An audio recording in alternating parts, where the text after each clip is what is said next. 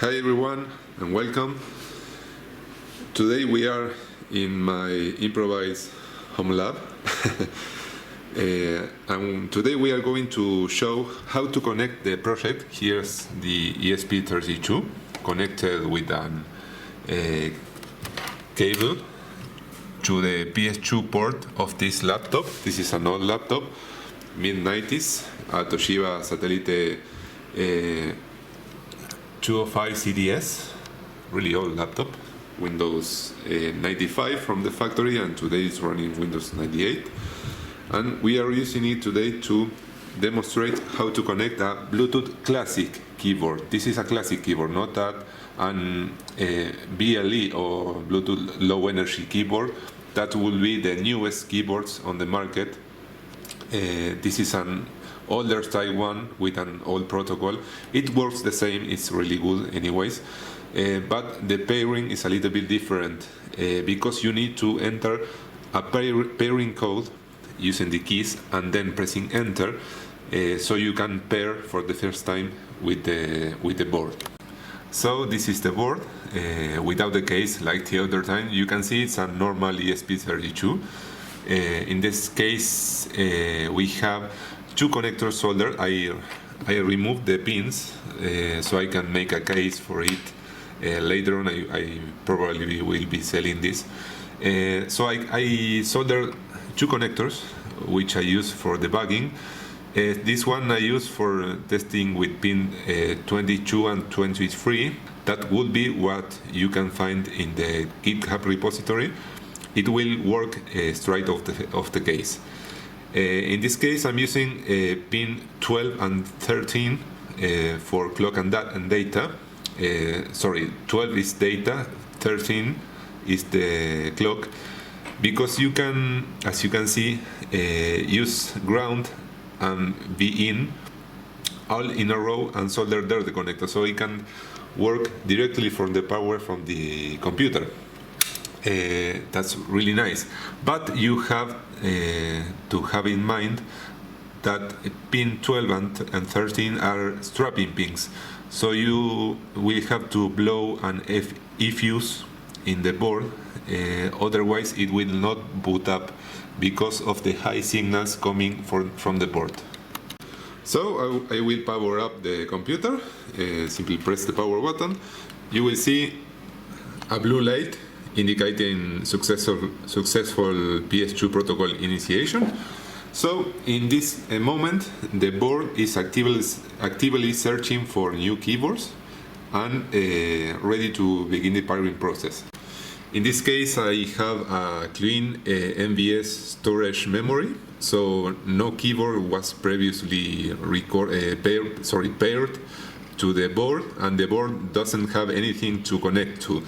Otherwise, if I already have connected this or another keyboard, it will actively search for that keyboard and try to connect to it.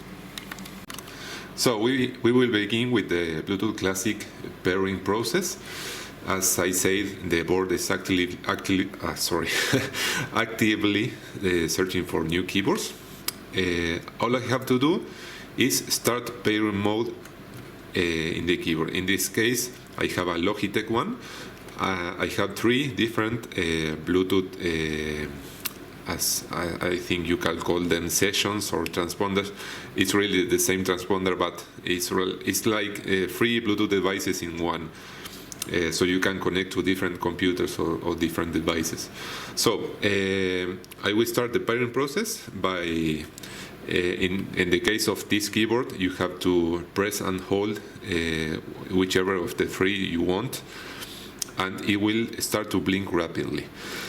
Then, as the board detects the keyboard, it would flash rapidly the blue LED, letting us know that it's about to output the code for us to enter on the keyboard. Remember, you have to enter a code and then press enter so you can confirm the pairing and lately connect to it.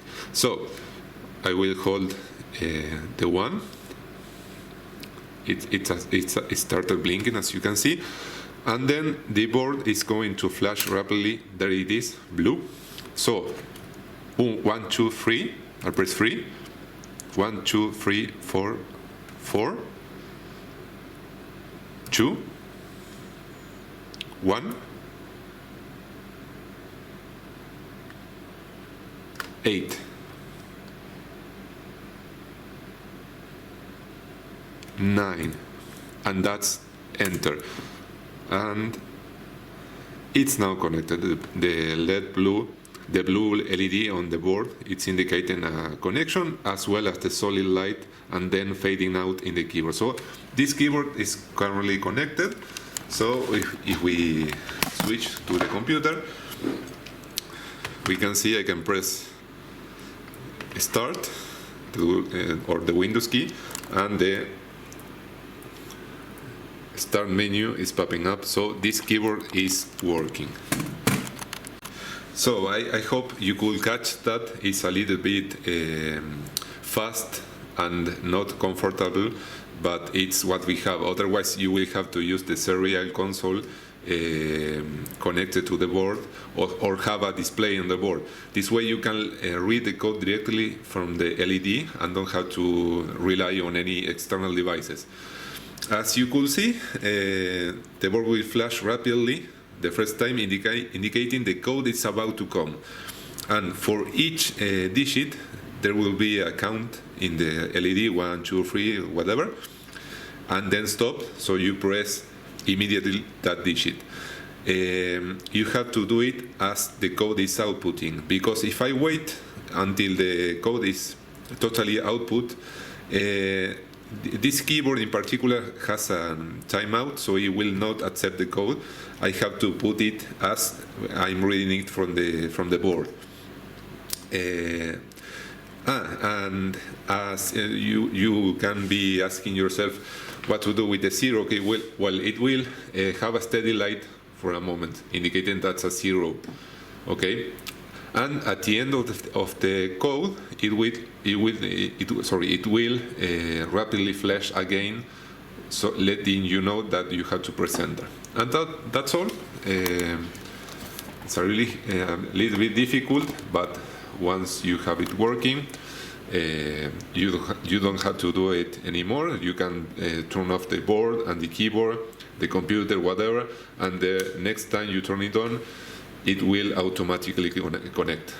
So, for example, I can switch to the second transponder, the light will go out, but if I come back to the first, it will connect again, and we can use the computer as you see. I'm pressing start. It's working. So enjoy, and I wait for your feedback. Have fun.